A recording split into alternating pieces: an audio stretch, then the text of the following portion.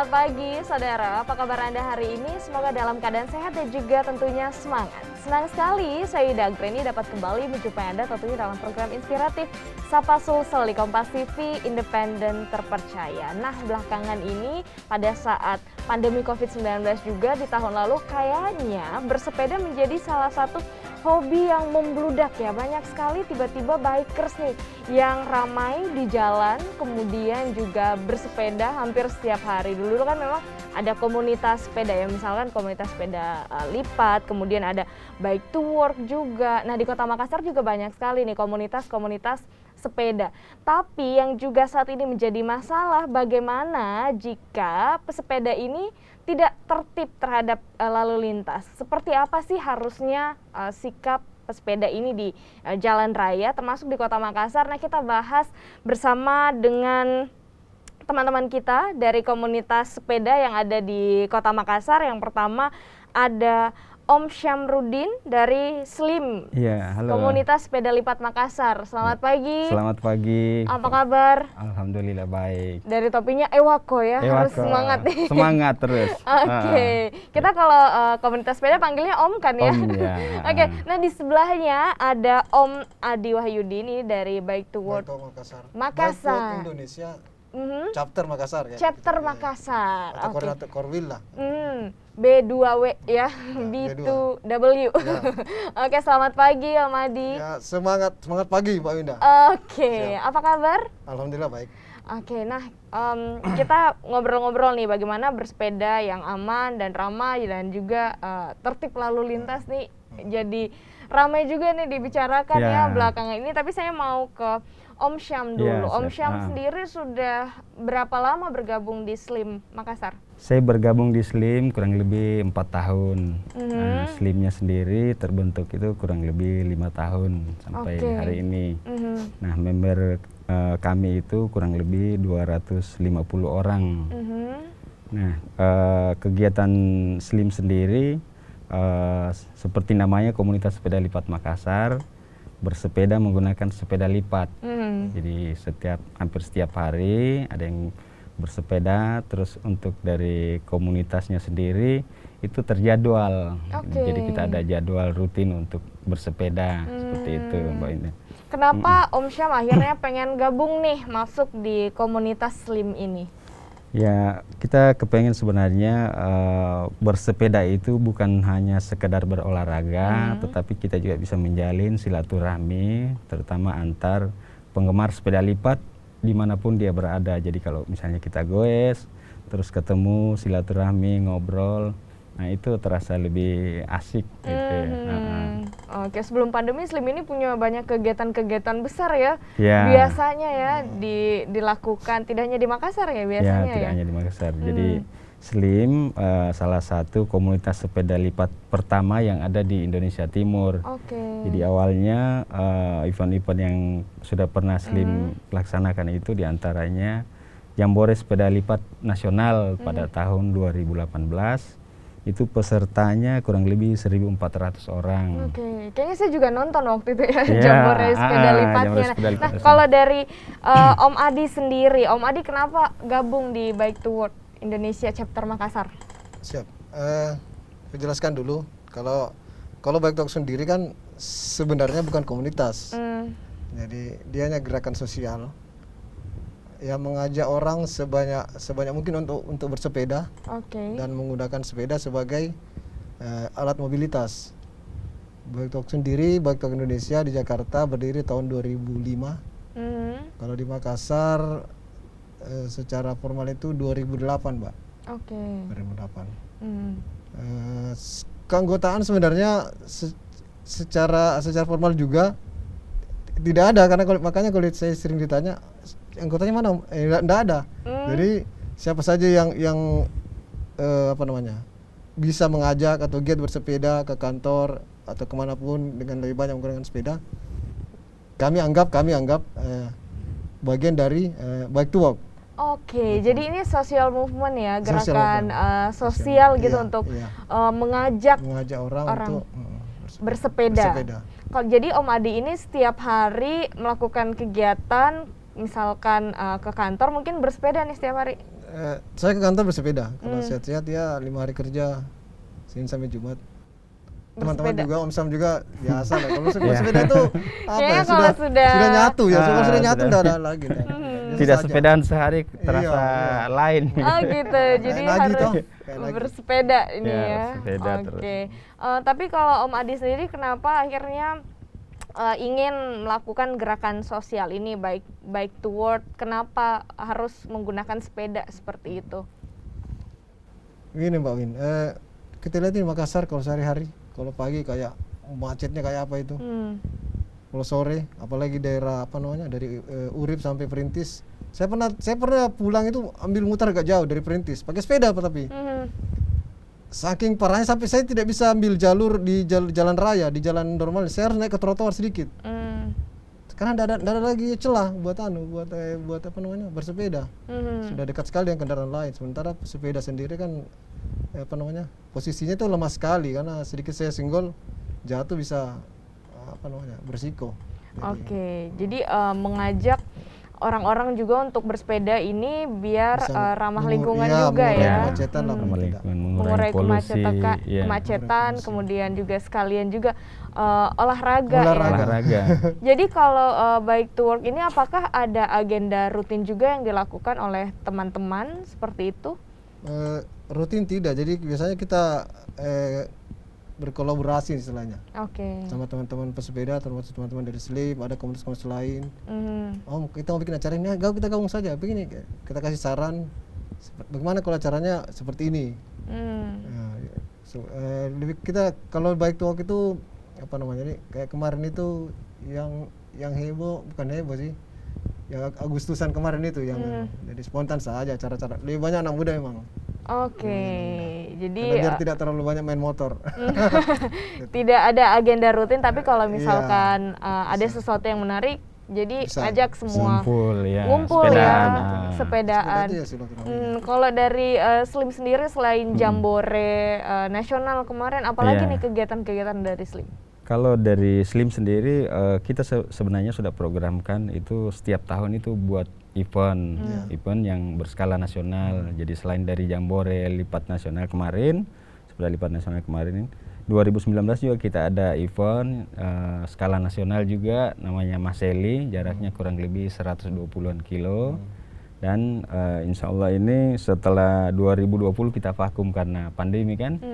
Nah di 2021 ini insya Allah kita akan buat event yang namanya Jelajah Pesona Sulawesi. Jadi Jelajah Pesona Sulawesi itu bersepeda dari Makassar ke Toraja.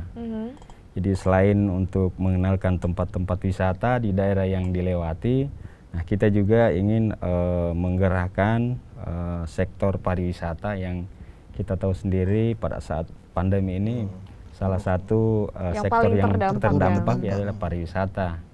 Jadi harapan kita sebenarnya dengan datangnya peserta dari luar kota, tingkat hunian hotel dan pernak-pernik yang dijual oleh penduduk yang dilewati itu bisa mengangkat perekonomian seperti itu. Baik, jadi nanti ada kegiatan juga ya. Jadi kegiatan. Ini naik sepeda dari Makassar ke Toraja. Itu memakan waktu berapa hari itu? Itu 3 hari.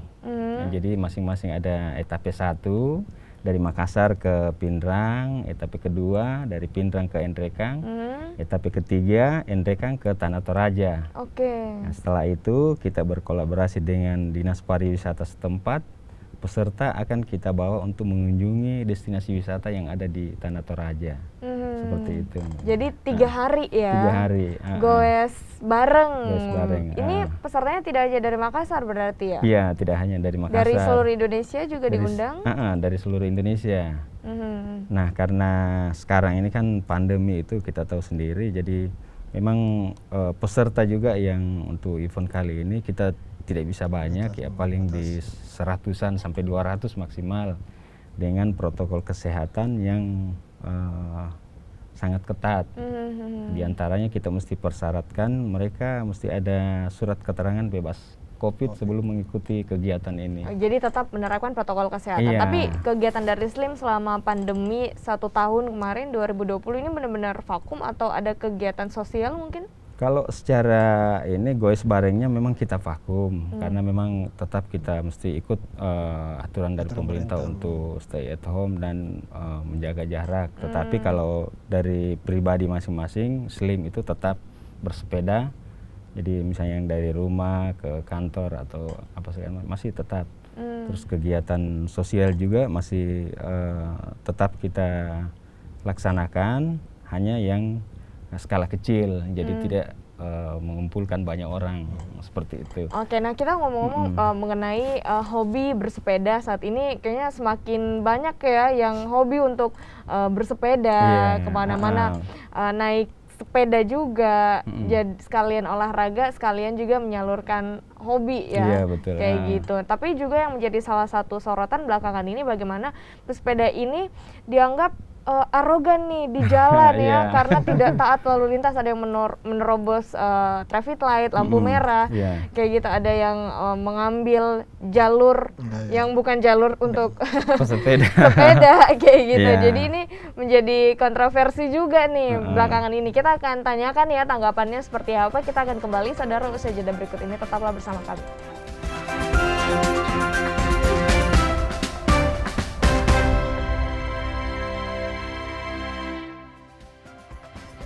Terima kasih Anda masih bersama kami di Sapa Sulsel. Saudara masih bersama dengan Om Syam dan juga Om Adi. Kita mau minta nih pendapat, tanggapan nih sebagai orang yang suka bersepeda, hampir setiap hari berkegiatan menggunakan sepeda.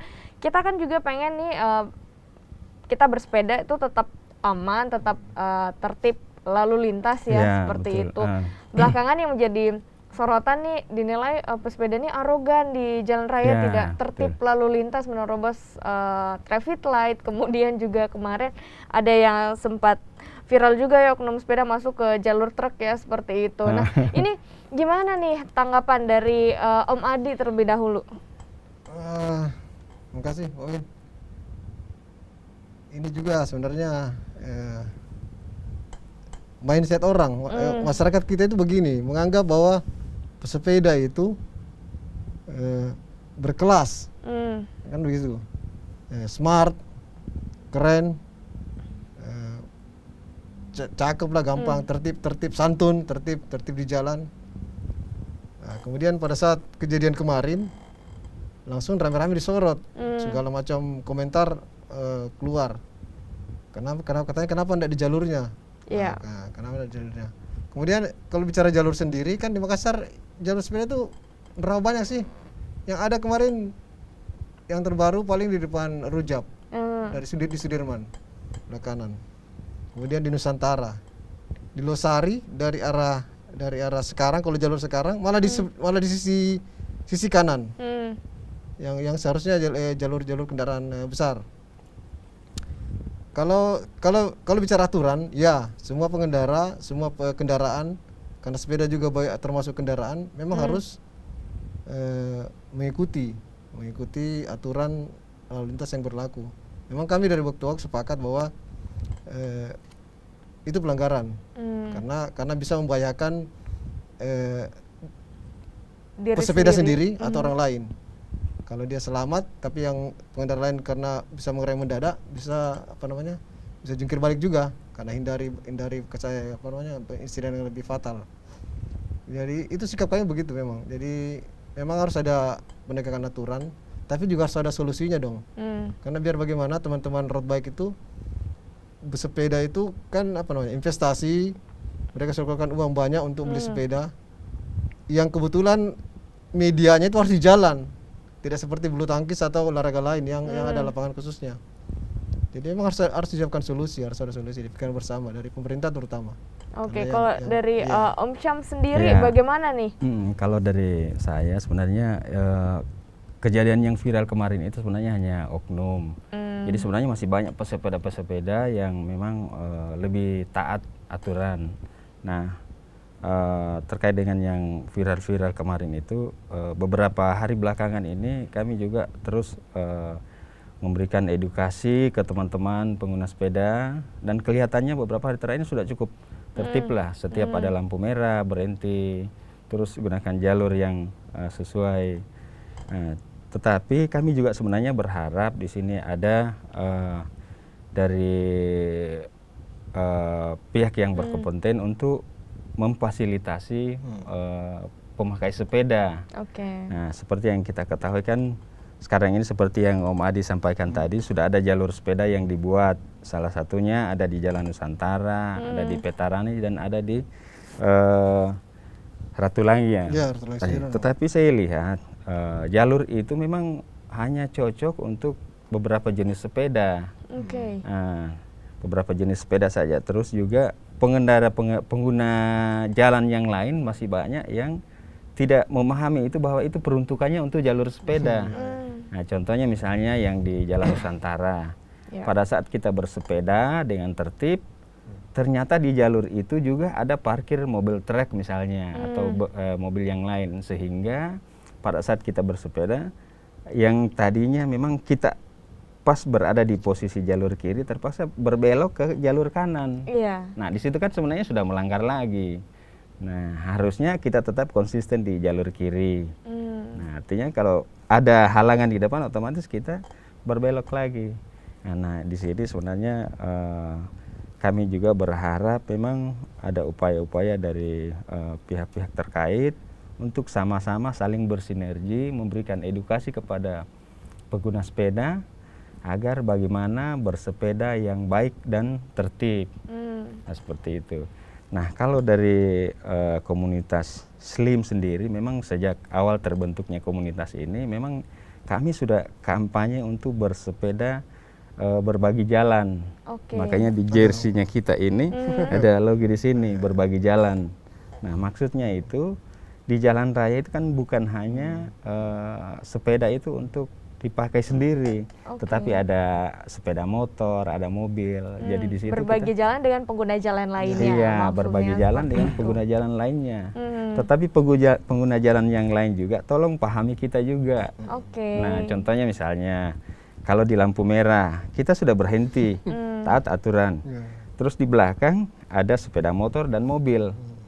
Pada saat lampu hijau itu kan kalau kita menggunakan sepeda tentu kan kita butuh waktu untuk mengayuh supaya bisa jalan kan. Nah, ini udah di klakson-klakson ya. Iya, di belakang udah klakson. Nah, ini yang kadang-kadang kita juga jadilah ini kita sudah taat aturan, tetapi pengguna yang lain juga tidak mengerti dengan kondisinya kita pengguna sepeda. Jadi dibutuhkan saling pengertian seperti itu ya antara pengguna jalan. Tapi kalau di Makassar sendiri melihat jalur-jalur sepeda yang sudah disediakan, tanggapan dari Om Adi seperti apa? Udah cukup jalur sepedanya atau masih kurang? Ya, terima kasih kalau kita akan mengucapkan suara pemerintah dan pihak-pihak yang peduli lah kan. Petarani kemarin saya lihat jalur dari Petarani sejak ada pembangunan tol ini kan ada jalur sepeda. Iya. Ya, makin ramai juga ya yang bersepeda. Ya, harapannya kami itu memang teman-teman pesepeda kalau pagi atau sore dipakai. Kan kalau dipakai biasanya orang terasa, orang lihat ih keren sekali tahu wah. Kan macamnya gitu ya. Pakailah biar pakai kita sama-sama tertib. Jadi biasanya kalau dipakai itu orang akan apa namanya? Pengendara lain segan juga nerobos. Segan masuk.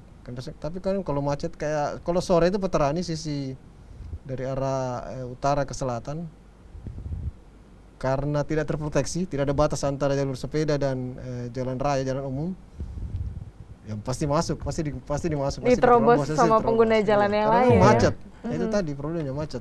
Jalan lain. Kita harus urus dada juga maklumi lah. Memang kondisinya begitu. Jadi ada jalan lain tuh. Jadi rekan dari komunitas sepeda juga mengapresiasi pemerintah yang kemudian kita mengapresiasi sangat sudah membuat jalur sepeda ya Om Syam ya. Saya membuat jalur sepeda. Jadi teman-teman yang bersepeda akhirnya bisa nih bersepeda sesuai dengan jalurnya. Nah, kalau misalkan kita lihat biasanya kalau gowes bareng kan itu rame ya di jalan. Kemudian kalau misalkan tadi Om Syam bilang dari Makassar kemudian Kota Raja ini kan juga harus safety ya. Apa sih sebenarnya yang harus diperhatikan oleh pesepeda ketika sudah bersepeda, apalagi di jalan raya seperti itu? Apa perlengkapan yang harus dilengkapi begitu untuk keamanan pada saat menggunakan sepeda? Kita akan bahas, saudara, usaha jeda berikut ini. Tetaplah bersama kami di Sapa Sulsel.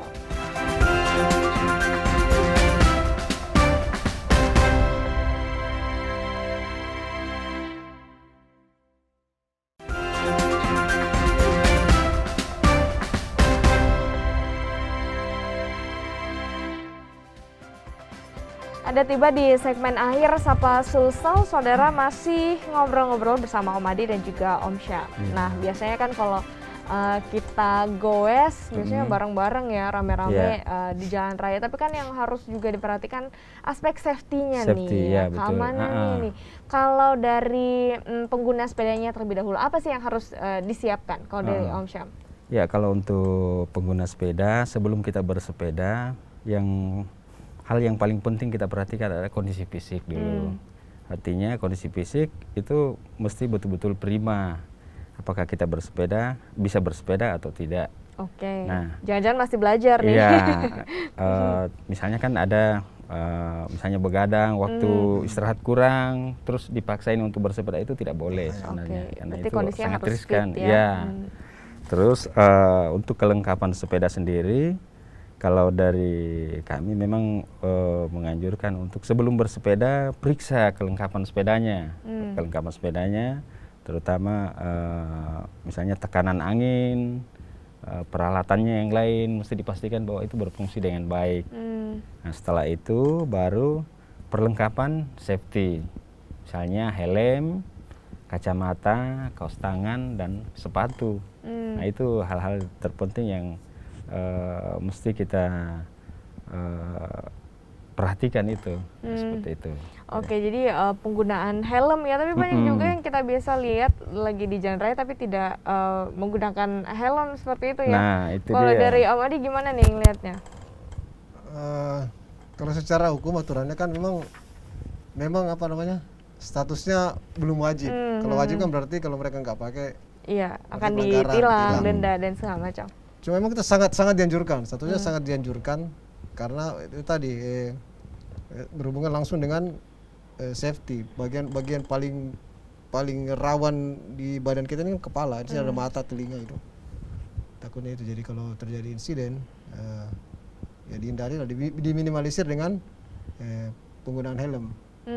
Jadi kita anjurkan. Salah satu kampanye kan kita bersepeda itu safety.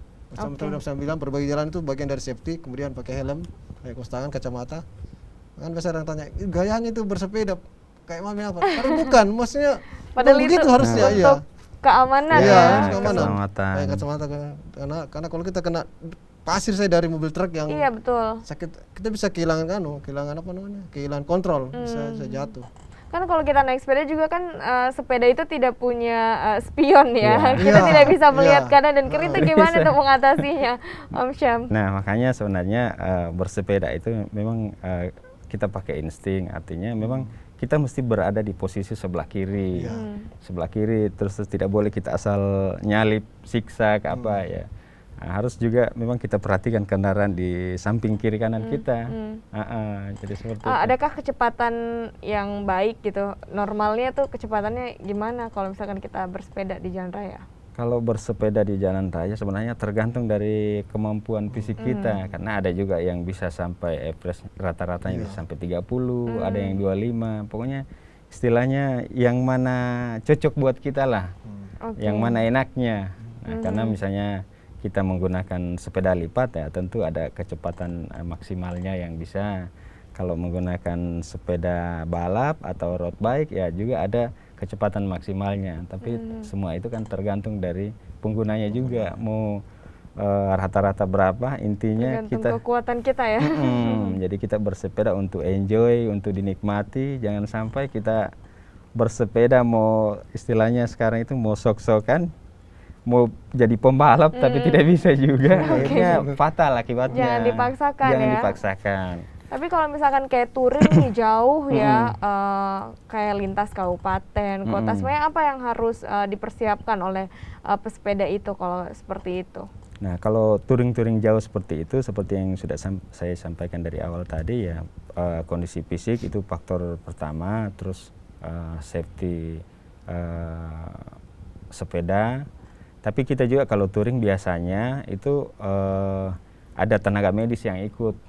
Nah, selain ada tenaga medis yang ikut, misalnya ambulans atau apa, juga ada namanya sweeper atau marshal untuk membantu teman-teman yang misalnya ada ketika misalnya terjadi sesuatu, trouble sepedanya misalnya, atau ada ini teman-teman itu yang bergerak cepat untuk membantu. Ada mekanik juga Ada yang mekanik, iya. Jadi.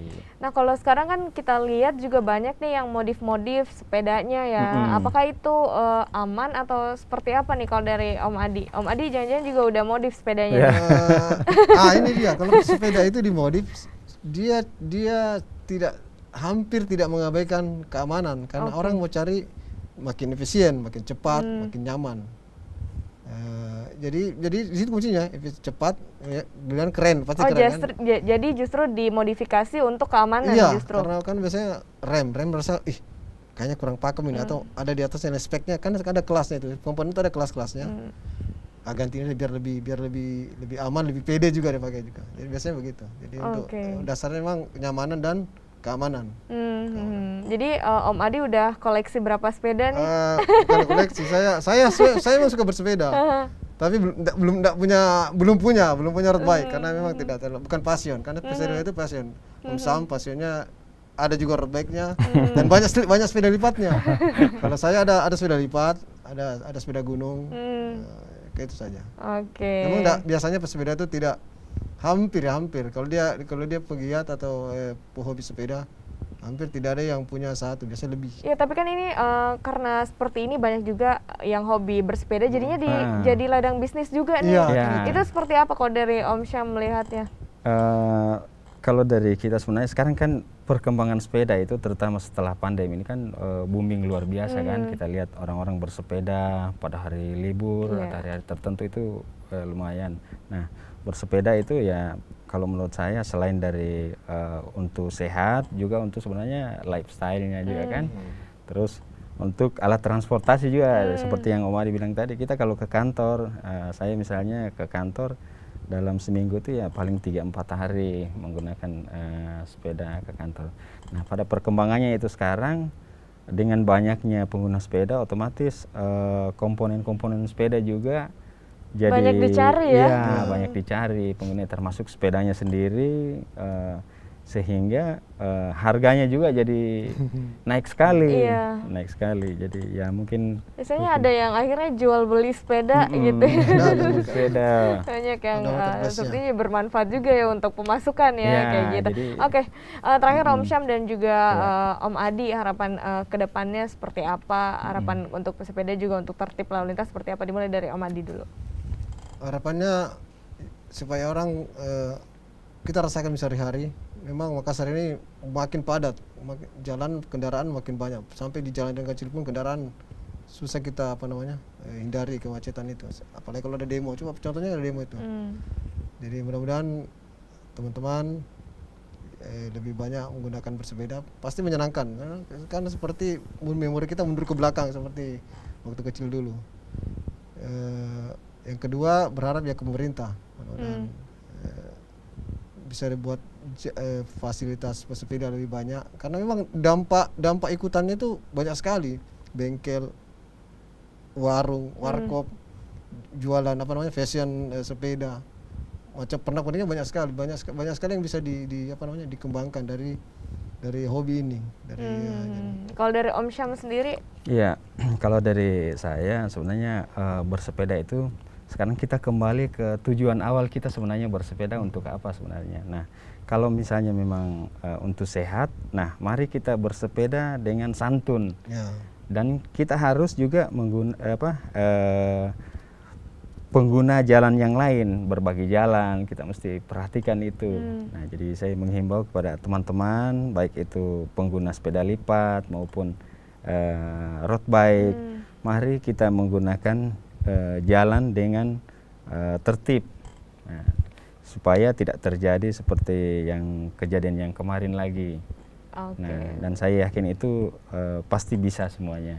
Baik, terima kasih Om Syam dari Slim Sepeda Lipat Makassar dan juga Om Adi dari Bike to Work Indonesia Chapter Makassar. Terima kasih atas waktunya. Hari ini kita berharap saudara semua pesepeda dapat bersepeda dengan santun dan semua pengguna jalan juga dapat saling menghargai satu sama lain dan kita tertib berlalu lintas. Saya Wida Anggreni, mengakhiri perjumpaan kita dalam Sapa Sulsel. Untuk edisi hari ini jangan lupa untuk selalu menerapkan protokol kesehatan dimanapun Anda berada. Terima kasih, selamat pagi dan sampai jumpa.